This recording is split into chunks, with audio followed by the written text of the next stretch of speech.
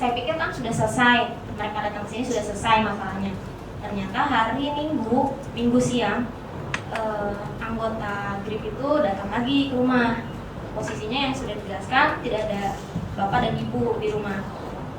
Terus mereka nggak percaya kan kalau bapak nggak ada di rumah. Makanya kan saya bingung ya, mereka terus mendesak saya untuk coba dicek deh, di dalam tuh pasti ada bapak deh. Setelah itu baru mereka meminta saya untuk ikut ke kantor GRIP yang ada di Kedoya, Jakarta, Kebonjeruk.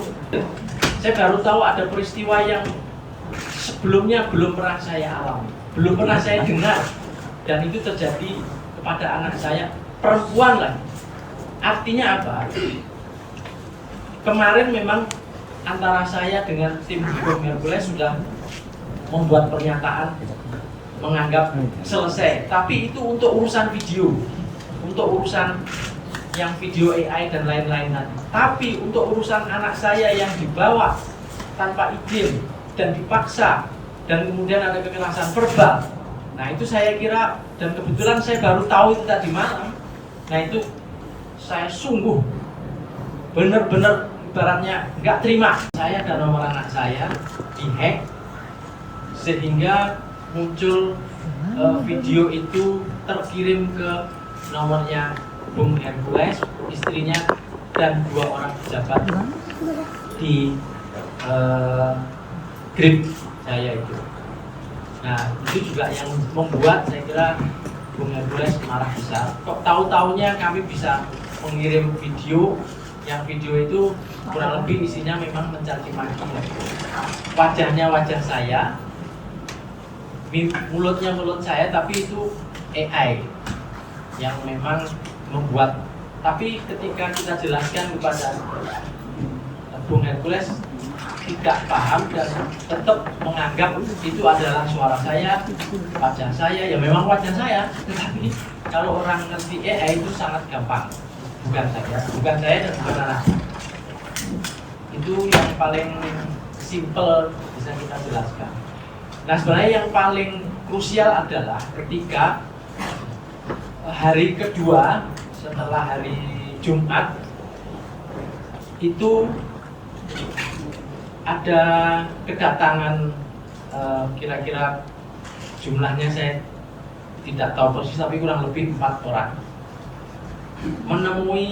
mencari saya di rumah. Nah kebetulan saya dan istri saya lagi punya kepentingan untuk mewawancara orang. Saya kebetulan menulis buku, saya lagi silaturahmi ke salah satu tokoh nasional di daerah Tapos. Nah sementara istri saya menjemput anak yang bontot dari pesantren.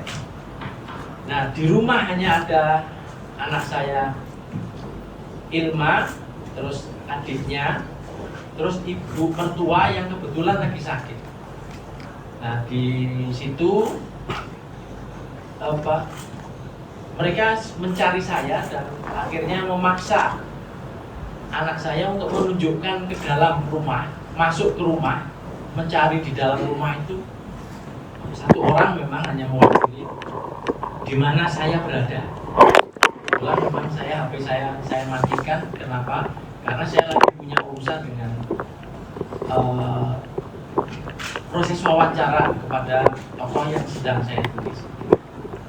Saat itu kemudian setelah ditunggu lama, saya tetap tidak muncul. Nah, anak saya ini dipaksa dalam tanda kutip untuk dibawa. Sebenarnya kalau anak saya nggak mau, ada distributor adiknya. Sementara adiknya itu nggak ada urusan sama sekali, nggak ngerti. Dan kebetulan anak saya yang adiknya Ilma ini agak sakit gitu, posisinya lagi sakit lah kira-kira begitu. Sehingga kalau harus menunggu satu orang di rumah, mertuanya lagi sakit, sakitnya itu bukan sakit, tapi memang tidur terus nggak bisa bangun saja susah gitu. Jadi harus ditunggu. Kenapa harus ditunggu? Karena saya dan istri tidak ada di rumah. Nah, timnya Hercules satu orang masuk itu sebenarnya sudah melanggar, istilahnya melanggar aturan sopan santun masuk rumahnya orang. Nah, kemudian mengajak anak saya dibawa ke GRIP, itu saya kira juga sesuatu karena itu dipaksa, dan karena itu juga anak saya otomatis jadi ketakutan, trauma. Nah, ini yang menjadikan kami istilahnya bersedih lah. Apalagi ketika saya tahu bahwa ada cerita bahwa anak saya dibawa, kemudian ketika di tempat Polres terjadi kekerasan verbal. Nah, saya baru tahu itu tadi malam ketika saya habis dari bepergian. Kebetulan kita bicara berdua kali hati-hati di mobil. Saya baru tahu ada peristiwa yang sebelumnya belum pernah saya alami, belum pernah saya dengar, dan itu terjadi kepada anak saya, perempuan lah. Artinya apa? Kemarin memang antara saya dengan tim hukum Hercules sudah membuat pernyataan menganggap selesai, tapi itu untuk urusan video, untuk urusan yang video AI dan lain-lain nanti. Tapi untuk urusan anak saya yang dibawa tanpa izin dan dipaksa dan kemudian ada kekerasan verbal, nah itu saya kira, dan kebetulan saya baru tahu itu tadi malam. Nah itu saya sungguh benar-benar ibaratnya nggak terima, kok bisa begini caranya. Kira-kira begitu yang saya ingin sampaikan kepada kawan-kawan. Dan kalau ini terus terjadi kan sangat meresahkan kira-kira. Ada organisasi, jadi kebetulan ada juga telepon yang masuk dari Pak Ugro ke saya yang menasihati, Mas, sampean harus segera ambil anak sampean. Jadi pada saat saya mau setelah mendapat laporan bahwa ternyata anak saya dibawa, saya akhirnya ke Polres Depok. Di Polres Depok saya menyampaikan, ini saya punya kasus seperti ini, punya anak dibawa dan sekarang belum pulang. Saya minta 30 menit dari sekarang, kalau anak saya sampai tidak dibawa ke sini atau saya tidak bisa menjemput, saya akan berbuat ulah. Saya waktu itu kira-kira ngomong begitu. Dan akhirnya memang mereka berkoordinasi pihak penyidik, tapi menurut saya Polres Depok penyidiknya luar biasa, satset banget. Dan akhirnya enggak beberapa menit kemudian langsung dikasih tahu, anu Pak, ini putra putrinya sudah mau diantar dari Kedoya menuju Polres Depok. Nah setelah dari sudah nyampe, nah baru kita membuat diskusi solusinya bagaimana ini. Akhirnya membuat semacam kesepakatan damai. Artinya kesepakatan damai itu di luar saya mendengar cerita langsung, dan baru dapat cerita ya tadi malam kebetulan. Yang kemarin-kemarin itu saya nggak ngerti ada cerita apa. Nah karena kita bicara dari hati ke hati, akhirnya muncul lah ada satu peristiwa yang menurut saya ini nggak boleh diteruskan secara seperti itu. Saya kira itu saja sebagai pengantar awal. Kalau Ilma mau ikut bicara, apa cukup? Sebentar.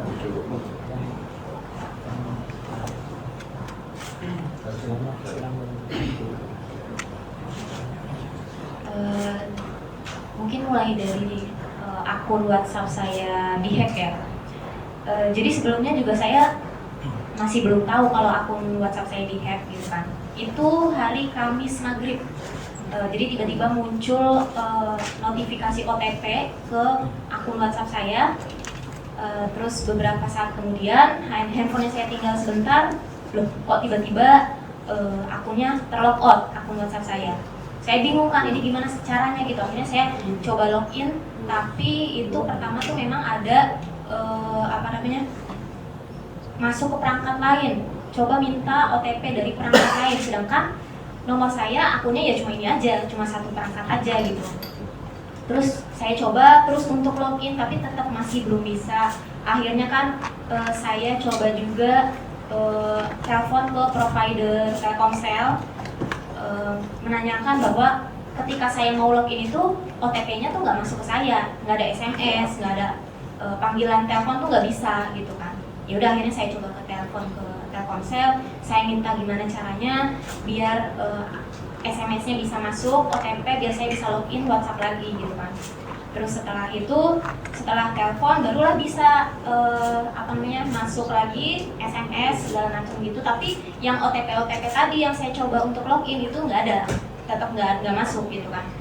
Terus setelah itu tadinya kan saya lagi chatan yang sebelum terlogout sama teman saya. Akhirnya saya kasih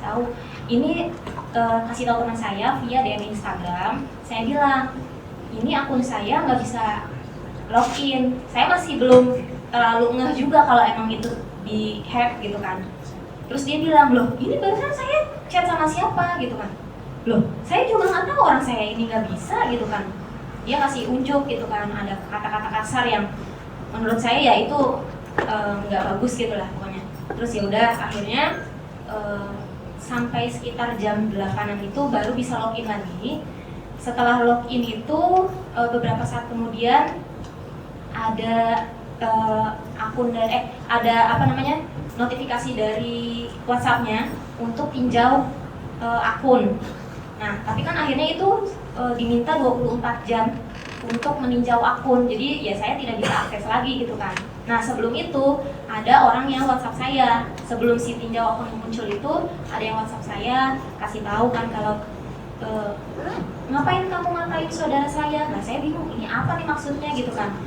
Mungkin karena yang tadi dihack kali ya gitu kan. Ya udahlah saya biarin dulu gitu karena saya coba nanya ke yang WhatsApp saya itu, tapi dia kayak nggak ngasih tahu gitu kan apa-apanya yang saya kirim ke yang dari akun saya kirim pas maghrib di hack itu. Terus ya udah saya biarin aja. Setelah itu kan tinjau akun, saya pikir ya udahlah kalau memang harus tinjau akun ya udah saya tinggal tidur. Besoknya saya pikir 24 jam tinjau akun itu benar-benar harus 24 jam. Ternyata paginya sudah bisa terbuka. Lalu beberapa saat kemudian ada WhatsApp yang reply dari chat yang saya kirim, dari chat yang dikirim dari nomor saya itu bilang maksud Anda apa gitu kan. Nah, dari situ saya kulik. Memangnya saya jam segini sampai jam segini itu kira-kira kirim apa gitu kan. Akhirnya di screenshot sama dia gitu, di screenshot, dikasih screenshotnya dan ada 4 video yang berhubungan dengan Bapak. Barulah saya di situ tahu, oh ini ada hubungannya sama Bapak nih gitu kan. Akhirnya saya kasih tahu lah Bapak, Pak ini ada video gitu kan. Ternyata berhubungan sama Bapak, berarti yang di hack kemarin itu ada hubungannya sama Bapak gitu kan.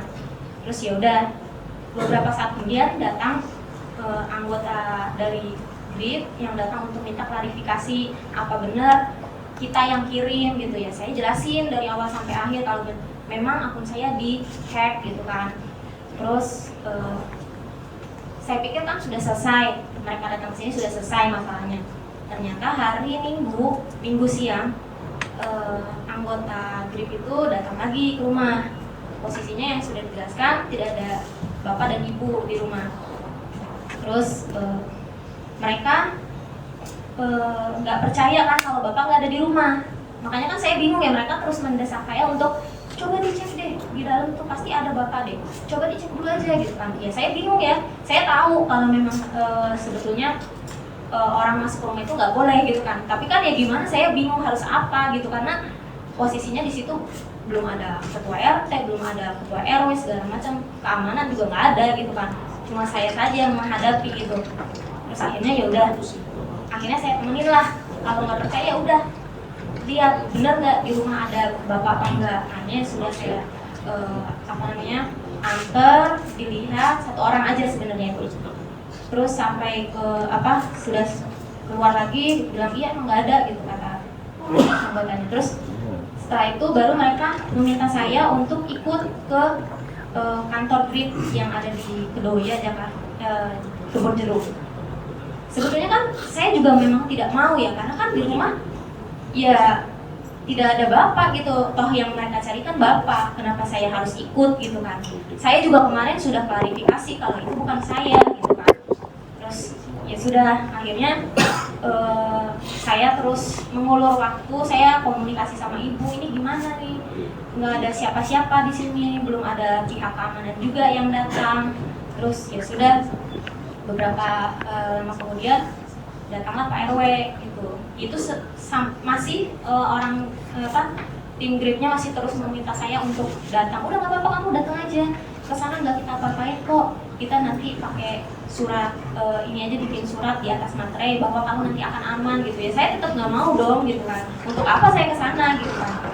Terus ya sudah, akhirnya setelah Pak RW datang, Pak RW bicara sama saya, udah Mbak, nggak apa-apa, saya dampingi gitu. Ya sudah, akhirnya ya mau nggak mau saya terpaksa ikut mereka ke kantor grip. Itu perjalanan sekitar jam 5 sampai sana itu maghrib. Ya sampai sana akhirnya menunggu Pak Hercules datang.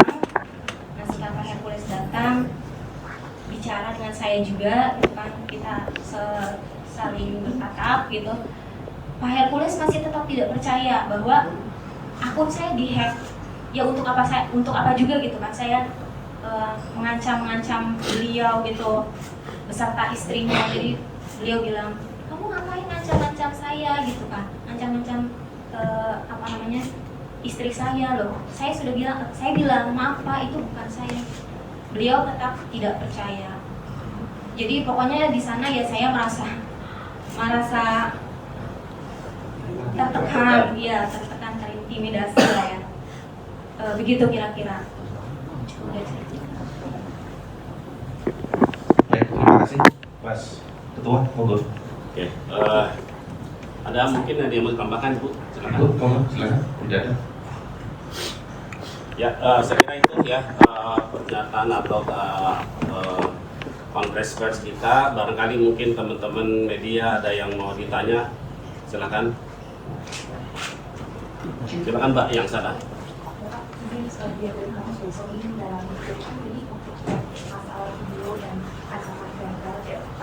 Mik. Sampai mix. Mik.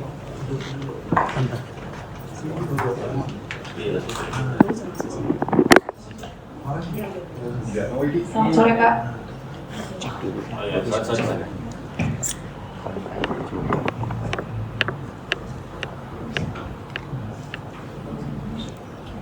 Kecet yang lama. Saya minta gimana caranya biar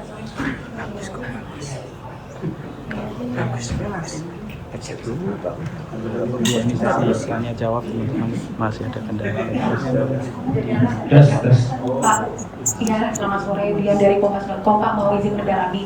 Ini kan untuk yang masalah video yang dimodifikasi dan juga masalah pesan yang bernada mengancamkan, itu sudah ditempuh jalan perdamaian, dia kesepakatannya seperti itu.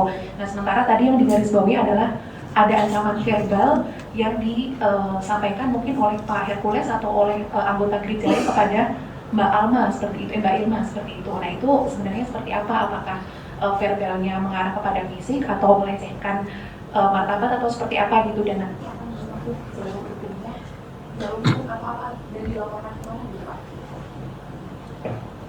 Ya, mungkin bisa langsung dijawab oleh Pak Bahar atau Irma. Mas Bahar atau Mbak ya? Ya, jadi ini karena putri saya kan sudah dewasa juga, artinya untuk urusan video ini akan terpisah. Jadi untuk urusan perdamaian itu terkait saya dengan pihak divisi hukum. Tapi kasus yang diterima anak saya itu kebetulan secara detail baru saya terima tadi malam. Info ada sesuatu yang belum pernah diinformasikan termasuk di media. Jadi ya saya kira nanti akan lebih detail ya, akan diberikan di dalam konferensi pers berikutnya, karena ini nanti akan menyangkut ke LPSK, kemudian ke perempuan, Komisi Perlindungan Perempuan, yang kaitannya memang ini karena menyangkut harga diri seorang wanita juga dalam pengertian yang bisa luas. Jadi kan tertekannya di sini bisa sangat luas, artinya yang kebetulan kan mungkin seumur hidup anak saya itu belum pernah melihat, mengalami peristiwa seperti itu, dan itu tentu membawa trauma yang sangat mendalam. Dan kebetulan, jujur betul-betul saya baru tahu tadi malam. Itu pun gara-gara saya salah jalan habis dari perjalanan ke seorang tokoh, kemudian balik. Itu mungkin karena kepala puyeng juga ya. Akhirnya harusnya ke Depok tuh malah ke Bekasi, Jatibening sana masuk-masuk kampung-kampung. Akhirnya baru malam hampir jam 1 baru nyampe di rumah. Dan saya sambil jalan itu sambil pelan-pelan pengen dengerin apa sih selama di sana itu. Nah, ternyata sebagai orang tua, siapapun orang tua pasti tidak terima mengalami hal ini. Saya kira itu. Berarti aku nggak konsultasi dulu dengan LPSK dan Komnas HAM gitu ya, Pak? Iya, pasti. Sebelum melakukan apa-apa? Iya. Mengambil pidana dan Iya, sebagainya. iya. Oke, saya sebagai wakil teman Mas Bahar dan juga alumni dan mewakili istri Mas Bahar. Jadi dalam perjalanan kita sampai di sini, ini bagian dari lobby-lobby istri Mas Bahar dengan kita dan Mas Gubernur dan tim PP Muhammadiyah bagian hukum. Karena dalam perjalanan betul-betul Mas Bahar, putrinya dan istrinya ini lost kontak, dan saya sebagai teman yang paling dekat dengan Mas Bahar ini jadi teman curhat dan pada akhirnya menyentuh dalam hal yang sangat krusial, termasuk bagaimana video yang dikirimkan ke saya, 4 video yang 2 memang produksi AI dan 2-nya memang produksi Mas Bahar di channel khususnya, cuma udah di take down. Nah, dalam perjalanannya barangkali teman-teman ada berita yang cukup viral kemarin, itu lebih banyak didasari dari cerita istri Mas Bahar, karena memang itu fakta. Mas Bahar, putrinya sama istrinya itu memang tidak ada kontak. Kebetulan istri Mas Bahar itu banyak curhatnya ke saya, dan salah satu upaya-upaya yang kita berikan, solusinya akhirnya kita juga bisa dipandu oleh Mas Gubernur bisa datang ke sini. Karena terakhir pagi saya tersentak ke Mas Bahar, tiba-tiba Mas Bahar bilang, tolong siapapun yang bisa membantu saya dalam masalah hukum. Dan saya kemarin tanya ke Mas Bahar, ini kaitannya dengan pertanyaan yang tadi dilontarkan oleh tim Kompas. Mas Bahar ini sebenarnya jika isu-isu yang kemarin terjadi yang menimpa adik kita sudah diceritakan ya sudah diterima Mas Bahar, tentunya tidak akan ada sebuah negosiasi damai, karena saking begitu dahsyatnya. Tadi nggak boleh dibocorin, ada beberapa item yang sangat sensitif yang betul-betul itu mengerikan. Dan karenanya saya pikir saya sangat terima kasih sekali kepada PP Muhammadiyah yang betul-betul bisa menjembatani. Dan kemarin saya juga cukup tersentuh juga atas nama keluarga Mas Bahar, karena nanti akan dibela oleh beberapa. Pertama 10, ternyata ini banyak sekali. Saya sangat apresiasi bahwa teman-teman di sini sangat care terhadap apa yang sedang menimpa saudara saya, sahabat saya, dan juga keluarga besar Mas Bahar. Itu mungkin dari saya. Monggo Mas Gubernur ada tambahan lagi? Atau dari mana? Silakan. Bang Gubernurnya. Nah, itu pakai itu aja. Mik. Jadi itu ada nggak suaranya? Ya, Assalamualaikum warahmatullahi wabarakatuh. Waalaikumsalam warahmatullahi wabarakatuh. Ya, kami dari beberapa LBH, dari LBH Muhammadiyah dan LBH Hidayatullah dan LBH organisasi-organisasi yang lain yang terkumpul dari juga termasuk Aliansi Ormas Islam. Kami mendukung terkait dengan langkah penegakan hukum, yaitu terkait dengan kasus ini guna mencapai ketertiban sosial. Adapun hal-hal yang sebenarnya kronologis yang disampaikan belum detail. Ada hal-hal yang tidak kita sampaikan secara detail karena kami akan lakukan dari teman-teman untuk melakukan pelaporan dan perlindungan hukum di instansi terkait. Dan seterusnya akan disampaikan secara utuh kronologisnya pada agenda selanjutnya. Karena ini menyangkut dengan perlindungan hukum, dengan perlindungan psikologis juga dari pelapor, pengadu kepada kami, dan juga ini bagian dari penegakan hukum yang dijalankan bukan terkait dengan perdamaian yang kemarin ya. Perdamaian itu urusan Pak Ahmad Bahar yang sudah selesaikan. Namun terkait dengan peristiwa hukum yaitu anak perempuannya. Nah, ini tentu akan dilakukan ke Lembaga Perlindungan Saksi dan Korban, lalu kepada mungkin juga kita akan laporkan juga mengadu juga ke DPR RI, lalu juga tentu dilakukan juga upaya hukum litigasi yaitu ke kepolisian, lalu juga terkait dengan Komnas Perlindungan Perempuan dan Anak ya.